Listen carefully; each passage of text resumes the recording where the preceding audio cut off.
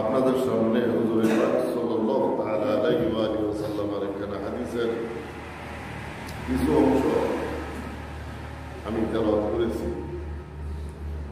নবী মুহাম্মদুর রাসূলুল্লাহ সাল্লাল্লাহু তাআলা আলাইহি ওয়া আলিহি ওয়াসাল্লাম ইরশাদ করেন, ওয়ারাদা ফিল খবরে, বর্ণিত হয়েছে হাদিস শরীফের মধ্যে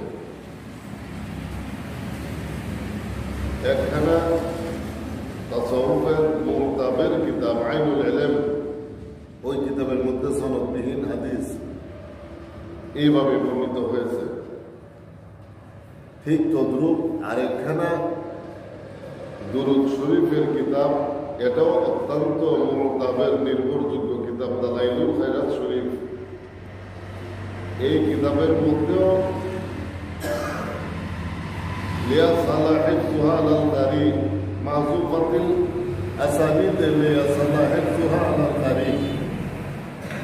মুসান্নিফ আলাইহির রহমান এই কিতাবের মধ্যে হাদিসের সনদ সমূহ এজন্য বিলুপ্ত করে দিয়েছেন যে কারি সাহেব যিনি এই কিতাব তেলাওয়াত করবেন, মুখস্থ করতে তার জন্য যেহেতু যেন সুবিধা হয়, এই লক্ষ্যে তিনি তার সনদ সমূহকে বিলুপ্ত করেছেন। উল্লেখিত হাদিসখানা ঠিক তদ্রূপ অত্যন্ত সহিহ, শক্তিশালী, মজবুত হাদিস, যদিও সনদ বিলুপ্ত করা হয়েছে। আন্নাহু ইয়াতি জামানুন কাল জিফাতি ওয়া আহলুহু কাল কিলাব। রাসূল পাক সাল্লাল্লাহু আলাইহি ওয়া সাল্লাম ইরশাদ করেন, পৃথিবীর মধ্যে এমন একটা সময় আসবে, ওই সময়ের মধ্যে পৃথিবীর অবস্থাটা হবে কাল জিফাতে, একটা মরা জানোয়ারের মতো। জিফাতের মতো লাশ, মরা লাশ।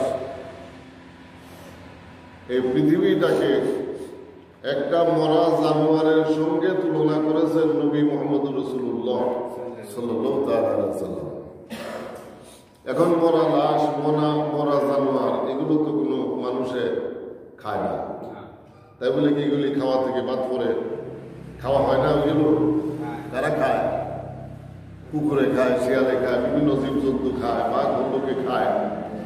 এখানে আল্লাহ রাসূল পাক সাল্লাল্লাহু তাআলা আলাইহি ওয়াসাল্লাম কুকুরের কথাই উল্লেখ করেছেন। ওয়ারাদা ফিল খবরে আন্নাহু ইয়াতি জামানুন কাল জিফাতি, সময় আসবে এই পৃথিবীর মধ্যে, ওই সময়ে এই পৃথিবীটা হয়ে যাবে একটা মরা লাশের মতো, একটা মরা জানোয়ারের মতো। ওয়া আহলুহু কাল কিলাবে, আর এই পৃথিবীর অধিবাসীগণ হবে কুকুরের মতো। যেহেতু এই পৃথিবীটাই একটা মরা লাশে পরিণত হয়ে গেল, এই মরা জানোয়ার কোনো মানুষে খায় না, শিয়াল কুকুরে খায়। তাই নবী মুহাম্মদুর রাসূলুল্লাহ সাল্লাল্লাহু তাআলা আলাইহি ওয়াসাল্লাম এই পৃথিবীর অধিবাসীদেরকে কুকুরের সঙ্গে তুলনা করেছেন। ফাইন কুনতা কালবান আকালতা মাআহু, এখন তুমি যদি কুত্তা হও তাহলে সেই কুত্তার সঙ্গে, কুকুরের সঙ্গেই তুমি খাবে। আর ওয়া ইল্লা আকালাত কাল কিলাব, ইল্লা দ্বারা মানুষকে কুকুর থেকে জুদা করা হয়েছে। তুমি যদি কুকুর না হও, তুমি যদি মানুষ হও, আকালাত কাল কিলাব, তাহলে কুকুর তোমাকে খাবে। আল্লাহ রাসূল পাক সাল্লাল্লাহু তাআলা আলাইহি সাল্লাম বলতেছেন, তুমি যদি কুত্তা হও তাহলে কুত্তার সঙ্গে তুমি খাবে। এই পৃথিবীর অধিবাসীগণকে রাসূল পাক সাল্লাল্লাহু তাআলা আলাইহি সাল্লাম কুকুরের সঙ্গে তুলনা করেছেন, ইল্লাত দ্বারা কিছু লোককে জুদা করেছেন, পৃথক করেছেন। তাহলে হুজুর পাক বলতেছেন আকালাত কাল কিলাব, তাহলে কুকুর তোমাকে খেয়ে ফেলবে। তুমি যদি কুকুর না হও, কুকুরের সঙ্গে তুমি না খাও, কুকুর তোমাকে খেয়ে ফেলবে। ওয়াইন আকালাত কাল কিলাবু খায়রুম মিম্মা তাকুলু মাআল কিলাব। আর আল্লাহ রাসূল পাক সাল্লাল্লাহু তাআলা আলাইহি সাল্লাম বলতেছেন, কুকুরের সঙ্গে খাওয়ার চাইতে কুকুর তোমাকে খেয়ে ফেলা অনেক ভালো। কারণ কুকুরের সঙ্গে যদি তুমি খাও তাহলে তুমিও কুকুর হয়ে গেলে, তুমিও সেই এই পৃথিবীটাকে মরা লাশের মতো গ্রহণ করলে, পৃথিবীর পিছনে তুমি ছুটে চললে। আমার হুজুর পাক সাল্লাল্লাহু তাআলা আলাইহি সাল্লাম অপর হাদিস শরীফের মধ্যে কথাটা এইভাবে বলেছেন যে ওয়াইয়াকুম, তুমি তোমার নিজেকে রক্ষা করো মহব্বতের দুনিয়া, দুনিয়ার মহব্বত থেকে নিজেকে রক্ষা করো। ওয়াহসিন ইলা মান আসাআ ইলাইকা, সুন্দর ব্যবহার করো ওই ব্যক্তির সঙ্গে যে তোমার সঙ্গে খারাপ আচরণ করলো। ওয়াকুলিল হাক্কা ওয়ালাউ কানা মুররান, সদা সত্য কথা বলবে যদিও মানুষ তাকে পছন্দ করে না। সত্য কথা বলাকে কেউ যদিও ভালো না বাসে, সব সময় তুমি সত্য কথা বলবে। ওয়াকজিবিল গাইজা, গুসাকে তুমি হজম করো। রাগ গুসা, কাজের মতো হজম করা, গাইজের মতো রাগ গুসা। রাগ গুসাকে বরবাদ করে দাও। আল্লাহ হুজুর পাক এটা বলেন নাই, তিনি বলেছেন তুমি রাগকে গুসাকে হজম করো, অর্থাৎ রাগের উপরে তোমার নিয়ন্ত্রণ কায়েম করো। রাগ উঠে গেল, দুনিয়াতে যত ঝগড়া ফাসাদ হয়, খুন খারাপি হয়, এগুলো সব রাগারাগির কারণেই হয়। যারা এগুলো করে তারা যদি নিজেদের রাগকে, নিজেদের গুসাকে নিয়ন্ত্রণ করতে পারত, তাহলে সমাজের মধ্যে হানাহানি, কাটাকাটি, মারামারি এগুলো হইতো না। তাই আমার হুজুর পাক সাল্লাল্লাহু আলাইহি ওয়াসাল্লাম বলেছেন, তোমরা গুসাকে কি করো? হজম করো, এর উপরে তোমার নিয়ন্ত্রণ কায়েম করো। এক ঘটনা সাইয়েদানা ইমাম মাওলা আলী মুশকিল কুশা রাদিয়াল্লাহু তাআলা আনহু থেকে বর্ণিত আছে। তিনি যুদ্ধের ময়দানে এক কাফের ব্যক্তিকে জমিনে ফেলে দিলেন। অনেক চেষ্টা প্রচেষ্টার পর, অনেকক্ষণ পর্যন্ত তার সঙ্গে মল্লযুদ্ধ করার পর এইবার কাফের লোকটাকে তিনি জমিনে ফেলে দিলেন। কাফের লোকটা নিশ্চিত বুঝতে পেরেছে যে যেহেতু আলী আমাকে ফেলে দিয়েছে, আর বাঁচার কোনো আশা আমার নাই। কিন্তু এর আগে সে আমাকে জমিনে ফেলে দেওয়ার পূর্বে আমি তাকে অনেক কষ্ট দিয়েছি। এখন আলী তো আমাকে মেরেই ফেলবে, আমি যে এর আগে তাকে কষ্টগুলো দিলাম, এর প্রতিশোধ হিসেবে সে আমাকে অনেক কষ্ট দিতে পারে, যেহেতু তার কবজায়, তার নিয়ন্ত্রণে এখন আমি। একটা হাত কেটে ফেললো, হাত কেটে ফেললে তো মানুষ মরে যায় না। যার হাত কাটলো সে কি কষ্ট পাইতেছে না? পাওয়ার একটা আঙ্গুল কেটে ফেলা হলো, আঙ্গুল কেটে ফেললেই সে মরে যাবে না, কিন্তু সেই কষ্টগুলো সে অনুভব করতে থাকবে। সে এই ভয়ে যে আলী যেন তাকে কষ্ট দিতে না পারে, আলীকে এই সুযোগ দেওয়া হবে না। কাফের ব্যক্তি জমিনে বইরে গিয়ে সে মনে মনে এই সিদ্ধান্ত নিল। নেওয়ার পরে সে থুতু দিয়া আলী রাদিয়াল্লাহু তাআলা চেহারাকে বিকৃত করে ফেলল। এমনি তো যদি শরীরে কোথাও কারো থুতু করে আপনার কাছে বিরক্তিকর মনে হয় না? কষ্ট অনুভব হয় না, এবং নিজের কাছে কি কয় ঘৃণার উদ্রেক হয়। আর ওই থুতু যদি আপনার মুখমণ্ডলের মধ্যে লেপ লাগায় দেয় তখন আপনার কাছে কেমন লাগবে? আরো বেশি ঘৃণা আপনি অনুভব করতে থাকবেন, আপনার রাগ খুব বেশি উঠে যাবে। এই নিয়তে সে আলী রাদিয়াল্লাহু তাআলার চেহারার মধ্যে থুতু দিয়া একবারে চেহারাকে বিনাশ করে ফেললো। আর আলী রাদিয়াল্লাহু আস্তে করে তাকে ছেড়ে দিয়া মুখ ধুইতে গেলেন। কথা ছিল চেহারার মধ্যে থুতু দেওয়ার পরে সে আমাকে খুব তাড়াতাড়ি হত্যা করে ফেলবে, আমাকে কষ্ট দেওয়ার সময় সে পাবে না, এটা ছিল তার উদ্দেশ্য। ইমাম আলী রাদিয়াল্লাহু তাআলা সেটা না করে তাকে ছেড়ে দিলেন। তিনি হাত মুখ ধুইতে গেলেন। ওই লোকটা তখন শোয়া থেকে উঠে দাঁড়াইল, একেবারে জড়সড় হইয়া ইমাম আলী রাদিয়াল্লাহু তাআলা নূরের কাছে হাজির হইল। যায় বলল যে ভাই আলী, তোমার কাছে আমার একটা ফরিয়াদ, তুমি আমাকে মেরে ফেলো, আমার কোনো আপত্তি নাই, কারণ যুদ্ধে তোমার সঙ্গে আমি হেরে গিয়েছি, তুমি আমাকে মেরে ফেলবে এটাই স্বাভাবিক, কিন্তু আমার একটা কথা ভাই তুমি শুনো। আলী রাদিয়াল্লাহু বললেন যে বল তোর কি কথা। সে বলল যে আমি তো এই যুদ্ধের ময়দানে তোমাকে অনেক কষ্ট দিয়েছি, কষ্ট দেওয়ার পরে যখন তুমি আমাকে জমিনে ফেলে দিলে আমি ভেবে নিলাম নিশ্চিত আমার মৃত্যু, বাঁচার আর কোনো আশা আমার নাই। কিন্তু আমি যে তোমাকে কষ্ট দিলাম এর প্রতিশোধ যদি তুমি নেওয়া শুরু করো, যাতে প্রতিশোধ নেওয়ার কোনো সুযোগ তুমি না পাও, তোমার মুখের মধ্যে আমি থুতু দিলাম আর তুমি আমাকে ছেড়ে দিলে, কোনো বিচার আমার করলে না, তুমি আমাকে হত্যা করে ফেললে না কেন? আলী রাদিয়াল্লাহু তাআলা নালায়ে বেতমিজ অসভ্য, তোদের কোনো আকল জ্ঞান নাই, তোরা তো অমুসলিম আর আমি মুসলিম। আমি তোকে জমিনে ফেলে দিয়েছিলাম আমার নবী মুহাম্মদ সাল্লাল্লাহু তাআলা আলাইহি সাল্লামের শরীয়তের সংরক্ষণের জন্য, আমার নিজের বাহাদুরি দেখানোর জন্য নয়। আল্লাহ রাসূল পাকের শরীয়তের জন্য তোর বিরুদ্ধে আমি যুদ্ধ করেছি, অনেকক্ষণ পর্যন্ত তুই আমাকে কষ্ট দিয়েছিস, এরপরে আমি তোকে জমিনে ফেলে দিলাম, এবার তোকে হত্যা করে ফেলবো। তুই যখন আমার মুখে থুতু দিলে তখন আমার শরীরে রাগ উঠে গেছে, রাগ উঠে গেছে তোর থুতুর কারণে। এখন যদি তোকে আমি হত্যা করি তাহলে সেটা আমার কারণে হত্যা করা হবে, দিনের কারণে নয়। সুবহানাল্লাহ। আর আমার কারণে তোকে হত্যা করা বিলকুল হারাম, আমার শরীয়ত সেটাকে সমর্থন করে না, এজন্য আমি তোকে ছেড়ে দিয়েছি। এই লোক আলী রাদিয়াল্লাহুর কদমে চুমু দিল আর বলল, ভাই আলী, তোমার ধর্ম সত্য, আমার ধর্ম মিথ্যা, আমাকে কলমা পড়ায় দাও। লোকটা মুসলিম হয়ে গেল, কলমা পড়ে আলী রাদিয়াল্লাহু হাত ধরে মুড়ি দিয়ে। আলী রাদিয়াল্লাহু তাআলার রাগের উপরে নিয়ন্ত্রণ ছিল, তাই তিনি ওই নিয়ন্ত্রণের দ্বারা এখানে শান্তি কায়েম করেছেন। কি করেন নাই?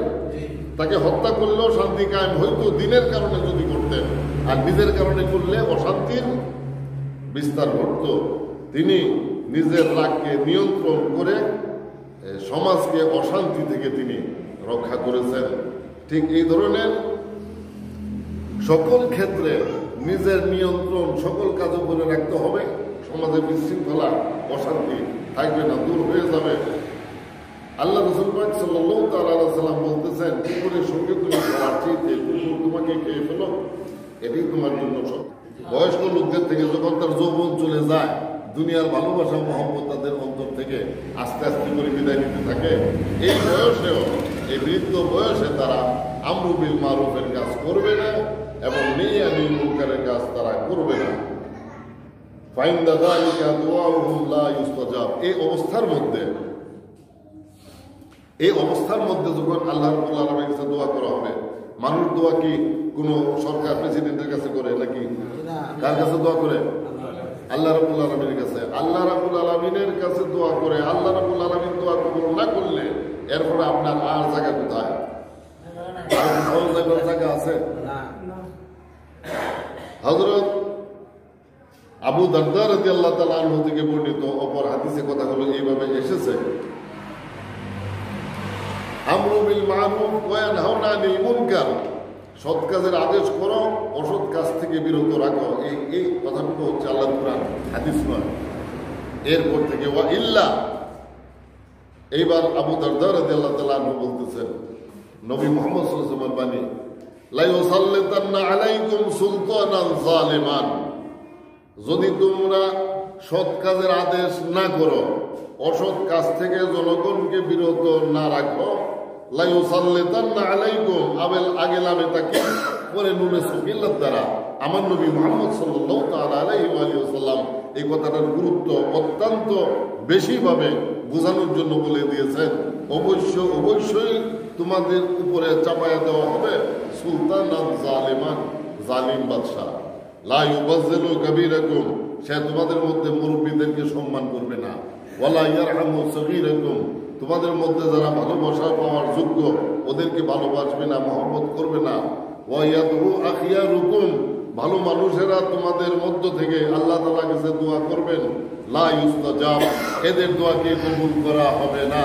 ওয়া ইস্তাগফিরুনা, গুনাহ থেকে তারা তওবা করবে।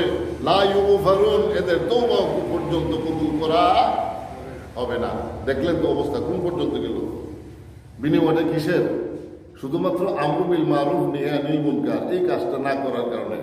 এই কাজগুলো মানে নাও করতে পারে, কিন্তু মুরব্বী যার যৌবনকাল চলে গেল, দুনিয়া যার কাছ থেকে বিদায় নিতেছে আস্তে আস্তে করে, এই লোকের যৌবনকালে অনেক উশৃঙ্খল কাজ করেছে, আর আজকে বৃদ্ধ বয়সে 90 বছর বয়স হওয়ার পরে কয় যে না, আমি এগুলো এখন ছেড়ে দিয়েছি, এগুলো আমরা করি না। ইফরামি ফাকরামি শয়তানি কি করছি আমি ছেড়ে দিছি, কিন্তু বেশ্যাখানায় গেলে বেশ্যারা যে তারা জায়গা দেয় না, এটা সে কয় না, কয় আমি আর সেখানে কি যাই না, যাওয়ার ক্ষমতা নাই। এই পর্যন্ত বয়স যার হলো, এই লোকটা যদি আমরু বিল মারুফ নিয়ে আনিল মুনকারের কাজ না করে, রাব্বুল আলামিন কি করে তাদের দোয়াকে কবুল করতে পারে? আমার হুজুর বলে দিয়েছেন লা ইউস্তাজাব, দোয়াকে কবুল করা হবে না। ওয়ালিল্লাহি হাযাল জামান, কসম আল্লাহ, ওই সময় এখন এসে গিয়েছে। ইয়াযহারু ফীহি রিয়া ওয়া জিনা ওয়াল গীবাত, অপকর্ম, ব্যভিচার, মানুষকে দেখানোর জন্য নেক আমল সবের কাজ, এগুলো মানুষের মধ্যে জাহির হচ্ছে।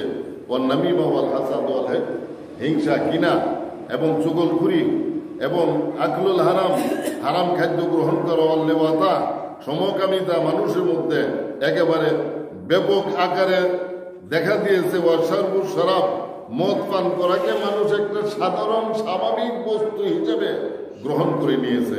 সুফিহিম ইয়াসনাউ বিইমারাতিজ জাহির, ফকির দরবেশগণ, পীর মাশায়েখগণ, তারা জাহেরি সাজসজ্জাকে খুব প্রকট আকারে মানুষের সামনে পেশ করতেছে। ওয়াল বাতিনু খারাপ, কিন্তু এদের ভিতরটা অত্যন্ত নিকৃষ্টতম। ইয়াতাওয়াররাউ আনিল কালিলে ওয়া হুয়া লিল কাসীরি নাহাব, অল্প কিছু সামান্য বস্তু যদি হয়, এই ব্যাপারে তারা একেবারে আল্লাহর ওলি, সোলাইকে মাঠের ইমাম সাহেব। বাংলাদেশের মধ্যে এটাই তো বড় ঈদের মাঠ না, আরো কেউ আছে বড় ঈদের মাঠও যে বেটা ইমামতি হবো, এবার তো বড় ভালো মানুষ। এই কারণে আমি এই মাঠের নামটাই লইলাম। অল্প কিছু যদি পরের মাল হয়, সম্পদ হয়, আর সর্বনাশ, পরের ধন সম্পদ খাওয়া বিলকুল হারাম। এই সামান্য ব্যাপারে সে একেবারে কি মক্কা শরীফের ইমাম, মদিনা শরীফের ইমাম। আর যদি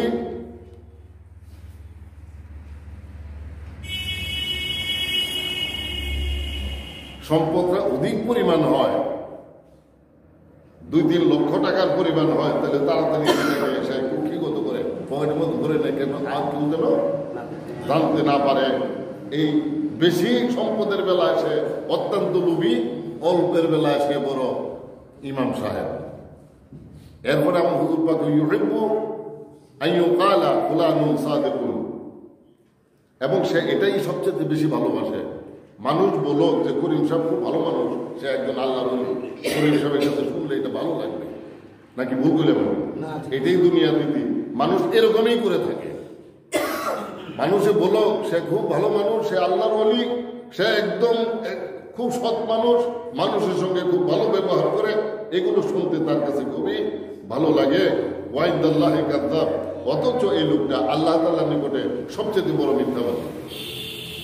আল্লাহ তাআলার দরবারে এই লোকটা কি সবচেয়ে বড় মিথ্যাবাদী। মিথ্যাবাদীদের জায়গা কোন জায়গা সেটা জানেন? কোরআন শরীফের মধ্যে আল্লাহ তাআলা শুধু একবার কইছে, ফাওয়াইলুল লিল মুসাল্লিন, মুসল্লিদের জন্য ওয়াইল দুজক। কয়বার কইছে? একবার। ওই মুসল্লিরা কারা জানেন? যারা ইমাম হোসেন আলাইহিস সালামকে হত্যা করিয়া তার লাশের পাশে দাঁড়াইয়া হাজার হাজার নবীর উম্মতেরা আসরের নামাজ আদায় করেছিল, ওই নামাজীদেরকে বলা হয়েছে। ওই নামাজীদেরকে যারা সমর্থন করবে ওদেরকে বলা হয়েছে ফাওয়াইলুল লিল মুসাল্লিন, নামাজীদের জন্য ওয়াইল দুজক, আর এই মিথ্যাবাদীদের জন্য ফাওয়াইলুল লিল মুকাজ্জিবিন। আজকে থেকে 5 দিন আগেও আমি কথাগুলো আল্লাহর কোরআনের মধ্যে পড়ছি। 12-13 বারের কম বলেন নাই আল্লাহ রাব্বুল আলামিন ফাওয়াইলুল লিল মুকাজ্জিবিন, মিথ্যাবাদীদের জন্য ওয়াইল দুজক। এই লোকেরা পছন্দ করে মানুষটাকে খুব ভালো মানুষ বলো, এটা তার কাছে শুনতে খুব ভালো লাগে। ওয়া হুয়া ইনদাল্লাহি কাযযাব, আর এই লোকটা আল্লাহ তাআলার নিকটে সবচেয়ে বড় মিথ্যাবাদী। আর এই মিথ্যাবাদী হওয়ার কারণে তার জন্য অপেক্ষা করতেছে কোন দুজক? ওয়াইল দুজক। দুনিয়াতে 7 প্রকারের গুনাহ আছে। কয় জাতের গুনাহ জানেন? 7 প্রকারের গুনাহ। এর মধ্যে সবচেয়ে বড় গুনাহ হলো মিথ্যা কথা বলা। সবচেয়ে বড় গুনাহ কোনটা? মিথ্যা কথা বলা। ধরেন না, 1 নম্বরের গুনাহ হলো সগীরা গুনাহ। এই সমস্ত গুনাহ খাতা ওযু করলে আল্লাহ তাআলা মাফ করে দেয়।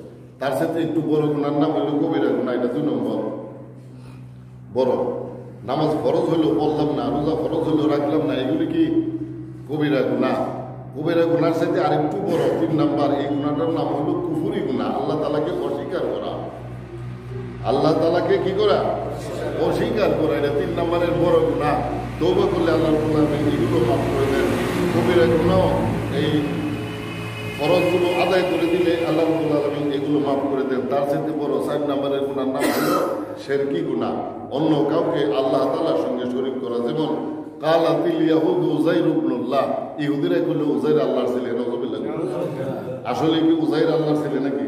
উযাইর আল্লাহর ছেলে নয়, তিনি আমাদের মধ্যে একজন নবী। আমাদের নবীগণের মতো তিনিও একজন নবী, তিনি আল্লাহর ছেলে না। কালাতিন নাসারা ঈসা ইবনুল্লাহ, নাসারারা কইল ঈসা আল্লাহর ছেলে। এগুলি এই সমস্ত গুনার নাম হলো শিরকি গুনাহ। আল্লাহ রাব্বুল আলামিন এই সমস্ত গুনাহ শিরকি ত্যাগ করলে মাফ করে দেন। শিরকি গুনার চাইতে আরেকটু বড় 5 নাম্বার, এটার নাম হলো মুরতাদ হয়ে যাওয়া। শরীয়তের ভিতরে এসে দিন ইসলামকে গ্রহণ করে এই দিন ইসলাম থেকে আরেকবার ফিরে যাওয়ার নাম হচ্ছে মুরতাদ হয়ে যাওয়া। ঠিক আছে নি? এটা কয় নম্বরের গুনাহ? 5 নাম্বার। 6 নম্বরের গুনাহ হলো জিন্দিক হয়ে যাওয়া। জিন্দিক বলা হয় এই শরীয়তের ভিতরে নতুন দলের সৃষ্টি করে দেওয়া। যেমন মোহাম্মদ বিন আব্দুল ওয়াহাব নজদি ওয়াহাবি দলের ইমাম, ওই ইমাম সাহেব হলো জিন্দিক, আর ওই জিন্দিকের অনুসরণ যারা করলো তারা হলো কাফের। জিন্দিকের কোনো তওবা নাই, জিন্দিকের তওবার কোনো সুযোগ নাই। বর্তমান বিশ্বে মুসলমান 3 দলে বিভক্ত। কয় দলে? 3 দলে। কি কি? একটা দলের নাম হচ্ছে সুন্নি, আরেক দলের নাম হলো ওয়াহাবি, আরেক দলের নাম হলো শিয়া। বর্তমান বিশ্বের সারা পৃথিবীর সকল মুসলমানগণ এই 3 দলে বিভক্ত। ওই শিয়াগণের যে লোকটা ইমাম, সে হলো জিন্দিক, আর অন্যান্য অনুসারীগণ হলো কাফের। ওই ওয়াহাবিগণের ইমাম মুহাম্মদ বিন আব্দুল ওয়াহাব নজদি হলো জিন্দিক, তার অনুসারীগণ হলো কাফের। হাক্কানি মুসলমানগণ হলেন সুন্নি। এটা গেল আপনার কয় প্রকারের গুনাহ? বড় গুনার মধ্যে ষষ্ঠ নম্বরের গুনাহ। 7ম প্রকারের গুনাহ হচ্ছে মিথ্যা কথা বলা। কারণ আল্লাহ রাসূল পাকের হাদিস শরীফের মধ্যে রয়েছে আল কিযবু উম্মুল মাআসি। আছে না এরকম কথা হাদিসে? কিযবু তো মিথ্যা কথা, উম্মুল অর্থ মা। তাহলে মিথ্যা কথা সকল গুনার মা। এবার আপনারা বলুন, মা বড় না সন্তান বড়? কম করে হলেও মা সন্তান থেকে 13 বছরের বড় হবে, এর আগে সন্তান হওয়ার কোনো সম্ভাবনা মায়ের নাই। এই মিথ্যা কথা এত বড় গুনাহ, আল্লাহ রাব্বুল আলামিন বলে দিয়েছেন ফাওয়াইলুল লিল মুকাদ্দিবিন। ওই মিথ্যাবাদীদেরকে আল্লাহ রাব্বুল আলামিন ওয়াইল যুগে দান করে। তো 1 বার 2 বার নয়, 5 বার 7 বার নয়, আরো অনেকবার বলেছেন রাব্বুল আলামিন। মিথ্যা থেকে আল্লাহ রাব্বুল আলামিন আমাদেরকে হেফাজত করুন। ও শিয়া মতবাদ থেকে দুনিয়ার সমস্ত মুমিন মুসলিমদেরকে অনেক হিসাব আছে, সুন্নি দাবি করে, অথচ এরা শিয়া। বাংলাদেশে অনেক হিসাব আছে, দাঁড়াইয়া নবী সাল্লাল্লাহু আলাইহি কয় নিজেদেরকে সুন্নি বলে দাবি করে, অথচ আমল আখলাকে বিলকুল এরা শিয়া। শিয়াদের আকীদা থেকে, নজদি ওয়াহাবির আকীদা থেকে আমাদেরকে রক্ষা করে আহলুস সুন্নাত ওয়াল জামাতের অন্তর্ভুক্ত হইয়া নামাজ রোজা হক ওযু গোসল করে মিথ্যাকে পরিহার করে এই দুনিয়া থেকে বিদায় নেওয়ার তৌফিক আমাদের সকলকে দান করুন। সকলকে আমিন।